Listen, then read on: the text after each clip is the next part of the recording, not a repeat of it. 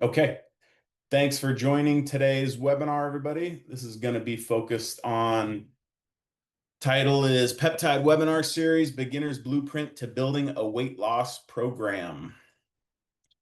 And so this is really going to be focused on a whole number of different aspects, um, everything from kind of emerging peptides to think about in terms of research, as well as what I've seen in my experience to build a optimized weight loss program, kind of tips and tricks, just important details for everybody to keep in mind from my perspective.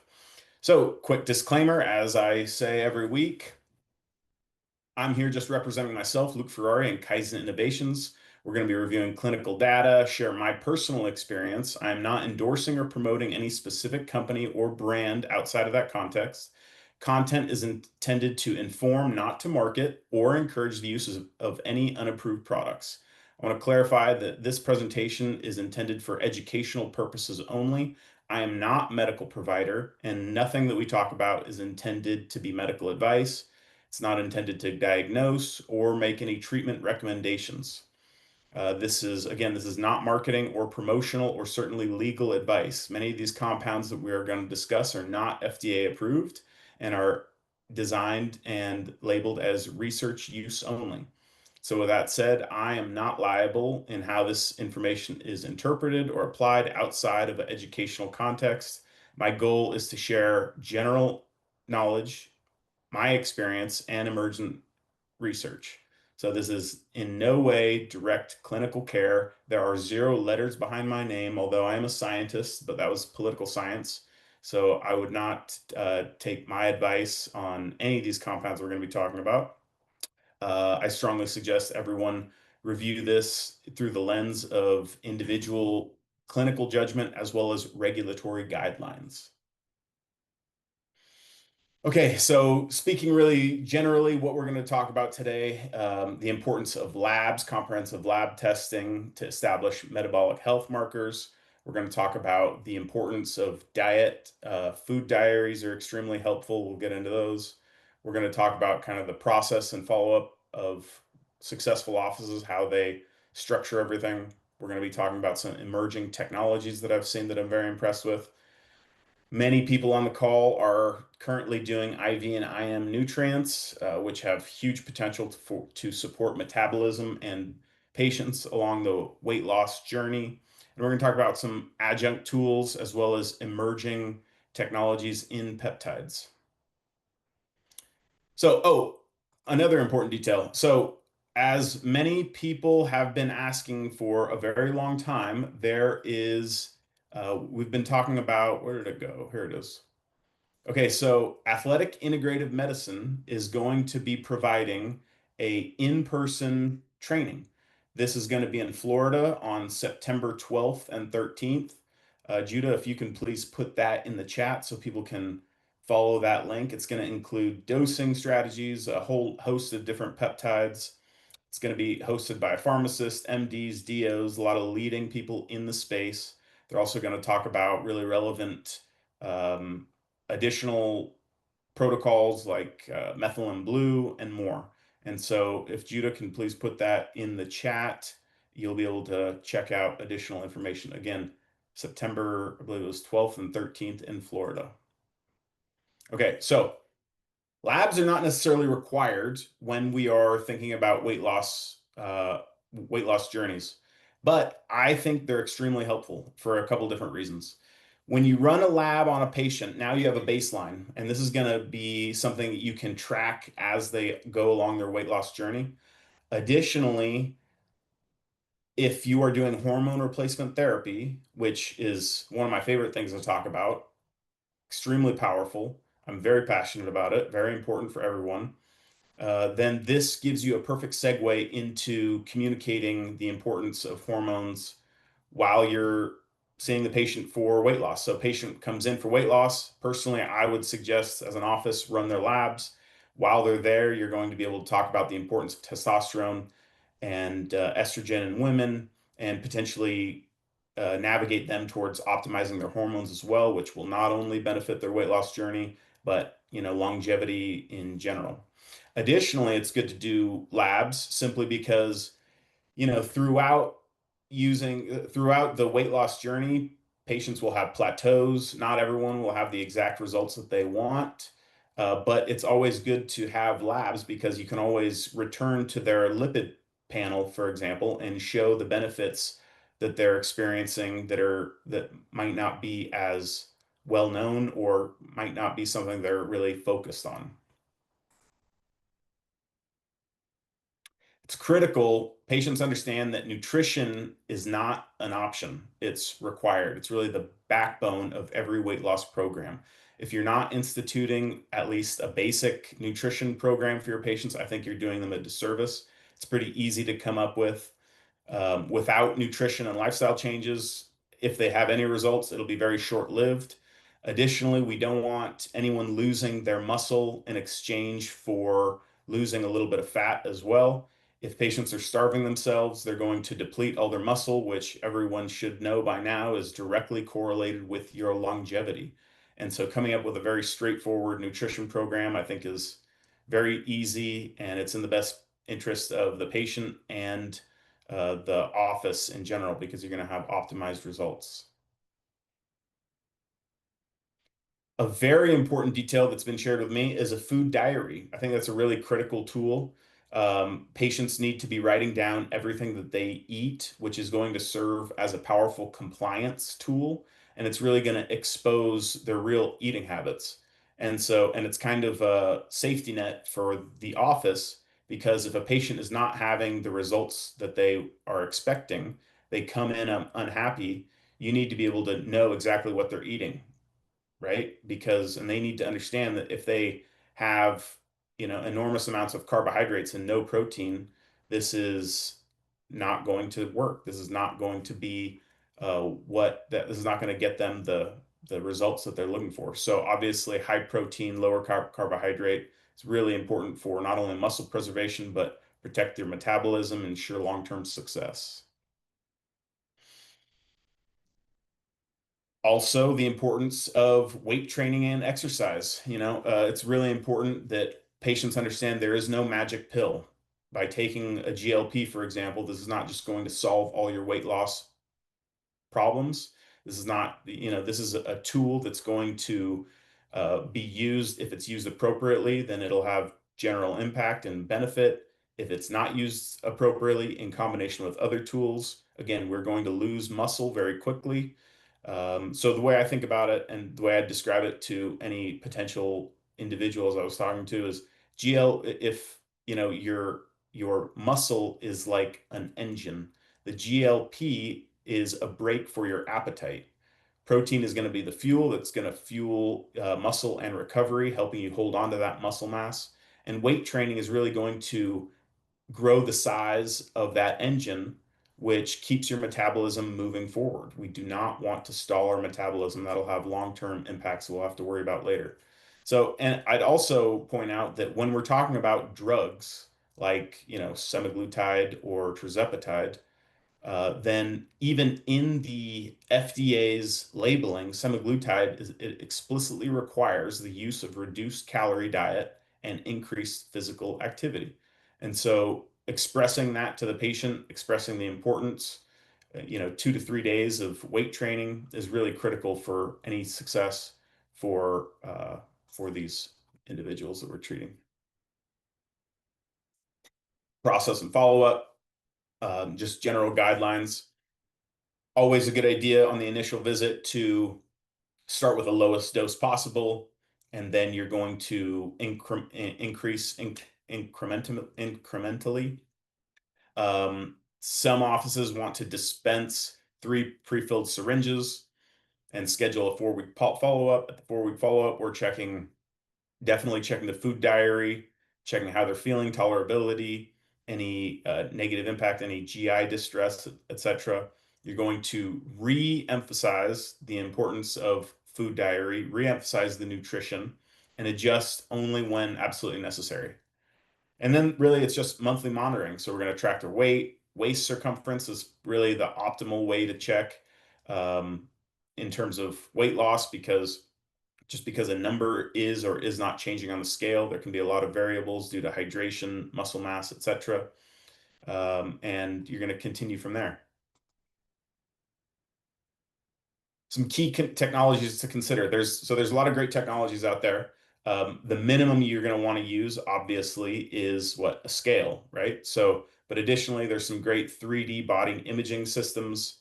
Bioimpedance works really well because that will actually measure the actual fat percentage, which is really the most important detail. It'll also measure muscle mass and ensuring that we're not losing a bunch of muscle mass. If you see people going down that direction, we'll definitely want to consult them that this is, that they need to make changes, increase protein, more weight loss, etc. And thinking about technologies, that I would like to point out is a company I'm familiar with called Shape Scale. So I met Alexander, who's the owner of Shape Scale, maybe about a year ago, and I was very impressed with his technology. And essentially, this is the device that you're looking at. It uses, I believe it's IR technology, infrared technology, and actually creates a 3D avatar in under 1 minute. And so basically, this arm stands in front of you, scans around you, and it can provide a ton of details, including body fat percentage, lean muscle mass, BMI, all kinds of pretty fascinating stuff, and really is going to help keep patients completely accountable. And so they're very moderately priced. They're under $10,000. And recently, the Shape Scale was receiver of a Red Dot Product Design Award, pretty prestigious award. They are growing very quickly. And so great team over there. I do actually have a relationship with this company. And so if you would like to receive 10% off, you can just either email me or in the chat right now, just put your hand up as well as a good contact email. And I can send you that discount code. I'll connect you with some of the good people at Shape Scale who can kind of walk you through what makes their system so unique and explain why it's doing so well. Okay, so when we're thinking about IV and IM nutrition, I'm sure many of you on this call now are currently utilizing these. So just to keep in mind the importance, B vitamins are going to help support energy production and metabolism. Minerals are critical for electrolyte balance, which is often disrupted during rapid weight loss. Amino acids, what are amino acids going to do? They're going to help preserve that lean muscle mass, right? It's essentially the building blocks of life, and very impactful, especially when protein intake is not high enough.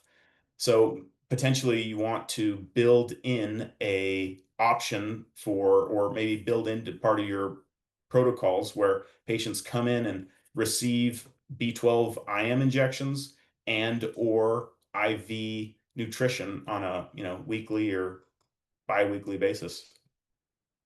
So I'm not going to spend a ton of time talking about the GLPs. I'm sure this is going to be a just something that you guys I expect the vast majority of you have already known and heard about these. These are some of the most popular products in the whole world right now. And so to respect everyone's time, we'll make this section very short. If you are one of those few people that don't have all the details on this, there's a ton of information out there on the interwebs, people that can present it in greater detail than I can. But essentially, the GLP-1 receptor agonist mimics the natural incretin, which rhymes with insulin, incretin hormone, GLP-1. And so what that does is that helps regulate appetite, insulin, and digestion. So when you add the second component, making it a dual agonist, when you add GIP, so now we're talking about GLP-1 GIP, you get a stronger effect, more insulin secretion, better fat metabolism, and often improved tolerability. So together, these therapies provide more comprehensive weight and glucose control. GLP-1 receptor agonist alone is highly effective. Studies indicate average 15% weight loss. When you add the GIP together, those results increase around 20% weight loss in clinical trials. And a stronger improvement in glucose control. So both classes require slow titration to manage GI distress, but the dual agonist consistently outperforms GLP-1. I've never used GLP-1. I have used the GLP-1 GIP. I had a great result. Inflammation came off very, very rapidly. And then I've had slow progressive weight loss for the past maybe 2 months or so. So I really appreciate these. It kind of turns down the food noise in my mind. And so I've found it to be very beneficial. So very similar side effect profiles, right? What's it doing? Oftentimes it's one component is that it's slowing down the GI, and so this can lead to GI distress. So think diarrhea, uh, some uncommon situations, patients can develop hypoglycemia, even include gallbladder events or mild heart rate increases. So overall, in my experience, it seems to be rather safe and well tolerated. Okay, so the triple G. So now we're going to get into something new. So this is a product many of you probably are less familiar with, GLP-1, GIP, and glucagon receptor agonist, commonly referred to as triple G. So this is really the newest development that is, again, this is not FDA approved. There's no version of this that is FDA approved. There is a version that's going through, I think, stage four, three human trials, I believe. So, and think of it as if GLP-1, obviously that's a single agonist. When you add GIP, this is a dual agonist. And now we're adding glucagon receptor agonist. And so this is a triple agonist. So really, this is the most comprehensive approach. So yes, it's going to regulate glucose, appetite, and even fat metabolism. So its unique advantage is that it's going to add glucagon-driven energy expenditure, which essentially increases the effect and impact. So a ton of clinical promise here, potential for greater weight loss than even the dual agonist. So it really merges reduced intake, but it is also adding the powerful increased output of the metabolic effect. So again, totally investigational new status currently. It's a single peptide that activates GLP-1, GIP, and glucagon receptor. And so actually currently it's in phase 2 and they've shown up to 24% weight loss at the 48-week mark. So other unknown benefits that they're seeing is it seems to be really beneficial for significant liver fat reduction. Additionally, there seems to be evidence to promote uh, heart protection, so cardiovascular impact. So how does it work? It's going to suppress appetite, stimulate insulin, slow gastric emptying. That's what the GLP-1 does. The GIP is going to enhance insulin secretion, improve lipid metabolism. And now that new one, that glucagon receptor, this is actually going to raise metabolic rate, increasing the thermogenesis and fat oxidation. So it's really like a triple synergy. Continued really similar side effects, GI issues, including nausea, vomiting, diarrhea. Um, Interestingly, it's interesting because the research says this is amazing, right? And if you look at social media, a ton of influencers, peptide people, kind of biohackers are all singing its praises, saying how amazing it is. In my personal and anecdotal experience, I've talked to maybe 5 people that transitioned people from GLP-1 to GI and GIP onto the triple G, and I haven't heard any really positive reviews. I've spoken with a number of people that said they actually gained weight. A number of other people said they just kind of stagnated. That may have to do, I'm thinking that has to do with titration. Maybe it needs to be a higher level. I'm not sure. Another interesting point that I know is that the triple G has different percentages of GLP-1 and GIP. And so possibly that could be a good explanation as to why patients individuals rather are not having appetite suppression because maybe it's not enough GIP. I really don't know. I have recently transitioned to the triple G, and I did have that kind of disappointing experience for about 2 weeks. And my dose kind of bumped up a little bit more and a little bit more. And at this moment, I'm basically plateaued in a at a healthy weight. And so I don't know. It'll take additional research to really figure it out.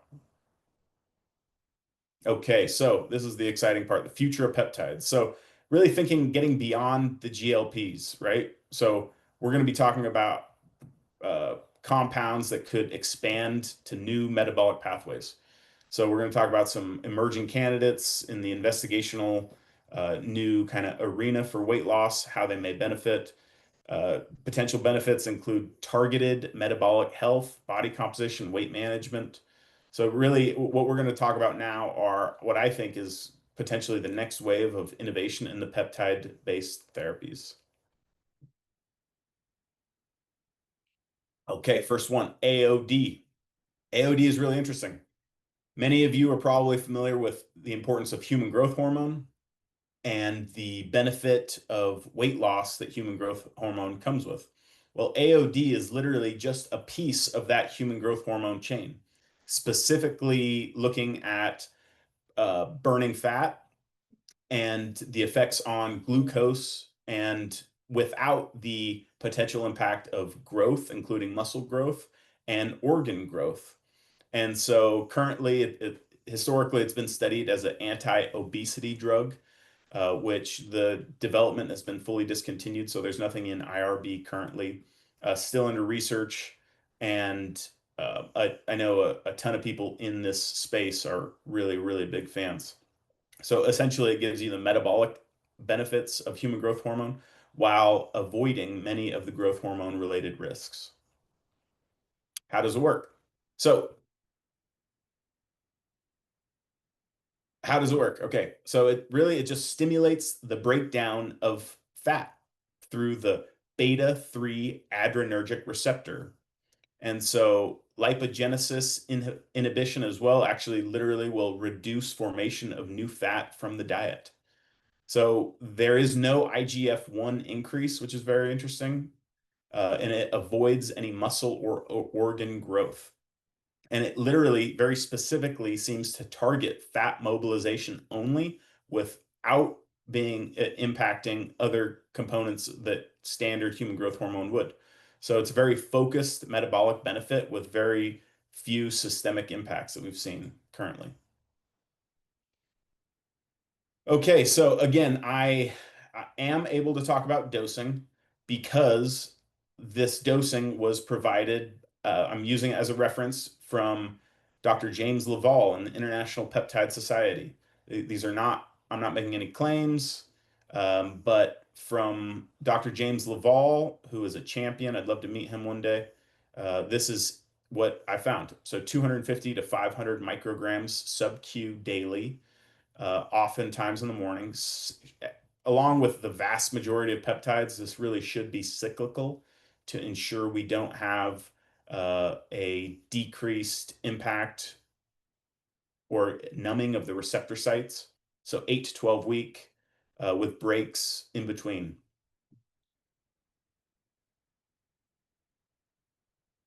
Next, we're going to talk about MOTS-C. So MOTS-C figured out, discovered in 2015, very unique as it is the one of the original mitochondrial focused peptides. And so it's one of the first peptides to actually be identified with a mitochondrial genome. So fundamentally, it's got a fundamental role in metabolic regulation with importance throughout human history potentially. So MOTS-C is essentially built in like stress manager. So meaning when cells are under a lot of pressure, MOTS-C activates and it really restores balance to the entire system. So one of the ways that it works is it actually by turning on the AMPK pathway, which is like the master energy sensor in the body. So that shift tells the body to start using fat as fuel and actually stabilizes the blood sugar. very popular in the peptide space. There's a ton of information, and other like influencer type people have discussed this at great length. So it also moves into the cell nucleus, where it helps regulate genes that control metabolism and inflammation. Inflammation, obviously, a key indicator for longevity and general health. So a lot of potential here. And when I'm thinking about, I love cars. And so when I'm thinking about a good analogy to use, I think of as though, let's say you are a high performance car and you want to inject nitrous, right? Instant power. That is essentially what MOTS-c is. So it's made in the mitochondria, and during periods of metabolic stress, it shifts into gear.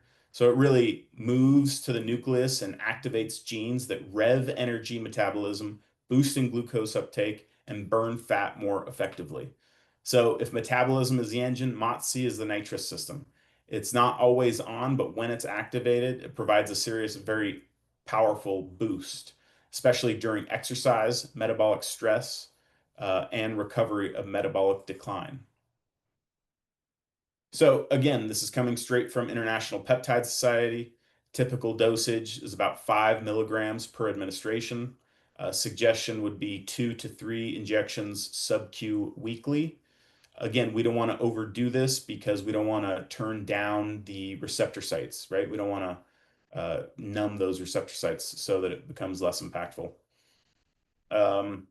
Early research shows a ton of promise to increase exercise capacity, metabolic flexibility, and even age-related decline. So one important detail is that obviously anyone who wants to use this needs to do their own research and figure it out. But one important detail to add is that this is actually going to impact the methylation process. And so anybody that's using MOTS-c really should be adding folate and B vitamins to support that pathway through methylation. Methylated B vitamins obviously are optimal. And this is going to help support DNA repair and homocysteine control. And this is really going to improve mitochondrial efficacy and overall cellular resistance. And I will say I have used MOTS-c, and I wasn't really in a position where I was doing everything else very well. I wasn't really exercising as consistently as I should have. My diet wasn't really perfect as it should have. And so personally, I didn't really see that big of a result. I'm also not a great person to test anything on because I do so many things. So, but that's just my personal experience. Okay, Sloop 223, discovered in the 2000s. And this is really interesting because, first of all, it is a tablet. It is not a lyophilized product that needs to be injected, and meaning this is not labeled as research use only. And so really how it works is quite unique as it modulates estrogen-related receptors, or ERRs, specifically estrogen-related receptors that regulate metabolism, that are completely independent of estrogen. So again, very some obvious impacts where it's going to be studied and is being studied include endurance and metabolic regulation and even tissue repair. Mechanism of action, again, it activates estrogen related receptors, ERR, specifically ERR alpha, beta, and gamma. And so regulates metabolism, mitochondrial function, and exercise independent of estrogen. So it's going to boost the oxidative metabolism, which improves cellular energy efficacy, and potentially going to increase exercise capacity and endurance, enhance fat mobilization and metabolic efficacy, supports tissue repair process, may aid in collagen synthesis. I think this is going to be a big deal in the future. And so back to my car obsession analogy, Sloop essentially is like a bolt-on turbo to your engine. And so anybody who doesn't know what a turbo does, it basically recycles the exhaust, the waste out of an engine, and forces it back into the motor. And so similarly to a turbo, this is basically doing the same thing, but utilizing electrons and protons. And so it's truly like the fuel, which are electrons and protons are truly the fuel for mitochondrial function. So this peptide activates estrogen-related receptors, driving mitochondrial biogenesis and oxidative metabolism. So more protons, more electrons moving through the energy pipeline means sharper, stronger, more enduring output. So it basically transforms metabolism into a high performance, sustainable energy. What you'd really want when you're looking for peak athleticism, recovery, and metabolic function. Okay, SS31. So SS31 is another mitochondrial targeting peptide. So it developed in the 2000s. Um, Initial research was focused on heart attacks and neurodegenerative diseases. Preclinical studies have shown it reduces oxidative stress and preserves mitochondrial function. Mitochondria, obviously the powerhouse of the cell, that's where all energy essentially comes from. So that's if we can figure out how to optimize that, then there's going to be a ton of downstream impacts. And so research scope, again, neurodegenerative disorders, heart failure, even metabolic dysfunction, represents another step in precision therapeutics when really targeting cellular energy systems. So really its ability to potentially reduce mitochondrial dysfunction, which is implicated in, numerous diseases that we've already kind of mentioned. So SS31 works by directly targeting mitochondria, which is the cell's energy producing structure. It binds to cardiolipin in the inner mitochondrial membrane, stabilizing it, and which helps support energy production. So again, it targets cardiolipin, which is a phospholipid located in the inner mitochondrial membrane, and it essentially increases the mitochondrial function, particularly when under stress, like oxidative damage. So that covers all the peptides we're going to talk about. Again, I think the biggest thing to take away is that no matter what adjunct therapies, peptides anybody's using, be it GLPs or any of these others, accountability for the individual undergoing treatment is critical. And so I'm a huge proponent of a food diary. They need to be educated in that hydration supports appetite control. And they really need to know that they can't just be out partying and drinking all the time. Those are all empty calories. And so, additionally, important details like the importance of sleep. Really, this is our opportunity to educate and address kind of the additional details outside of just calories. Patients or individuals really need to be educated on this. So, I don't think there's any excuse not to have a quick write-up that includes a lot of these details that every patient undergoing any kind of weight loss program be receiving. So, and it's also important to manage patient expectations, right? So it's critical to help them understand that this is a progressive process, and that I would expect plateaus, but that does not mean failure. Uh, Obviously, GI side effects are extremely common. Oftentimes, those pass. A peptide to consider if you're dealing with that. One of my favorite peptides of all time is BPC 157. Amazing for all kinds of GI distress. Um, Anecdotally, someone very close to me had ulcerative colitis using BPC 157 for a few weeks. I mean, I won't use the word cured, but basically put it into remission. So I'm confident that BPC 157 would have big impacts when it comes to GLP or peptide related gastro distress. It's also important to think about what happens when patients come off of these products, right? So important details, they need to continue that diet, they need to continue that lifestyle, minimizing alcohol, maximizing protein and training. and really continue getting labs to prevent any kind of rebound.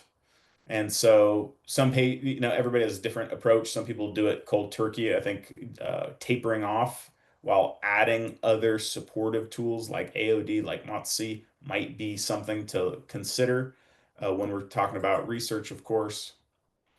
Okay, so again, this presentation was not intended to be all-encompassing. I'm sure there's a lot of details that I left out. The goal of these webinars has always been just to give you a little bit of information, stimulate your interest in peptides, find out where you can get additional education. So that brings us here. So when it comes to educational platforms and protocols, peptideprotocols.io. This is a paid membership. They do have a ton of protocols, obviously, but they do have some kind of adjunct benefits, including marketing materials like Canva style marketing that you can utilize and slap your information on. They have even consent forms, kind of additional added benefits like that. It is probably the most expensive option that you're going to see on this page, but if someone's getting really serious about peptides, it wouldn't be a bad idea to consider. They do have multiple pay options. I've heard people disappointed when they purchase the lowest priced access and they don't get access to all of the peptides. That only provides, I think, the GLPs. Peptide University, similar to peptide protocols, but kind of a cheaper option that doesn't have the marketing or the consent forms. It does have some basic self-study courses, a peptide calculator, and peptide general knowledge and protocols. Books, all praise to A Peptide Handbook, A Professional's Guide to Peptide Therapeutics by Dr. James Laval. Judah, if you can put those links in the chat, that would be helpful. Probably my favorite and what I utilize on a most regular basis. Dr. Seeds always has a great one. Online training certifications, there's International Peptide Society. And then again, the Athletic Integrative Medicine is going to be hosting a training in September, which is coming up actually in 10 days. It's going to be I believe it's in Florida, I think Orlando, Florida. And that is the 12th and the 13th. They're going to cover all kinds of peptide details as well as other technologies, including methylene blue. This is the first year they've done it. So I don't have any direct knowledge. I haven't heard anything good or bad, but I do know the individuals that are running it are true professionals. So I'm very confident it'll be a very positive, positive educational event.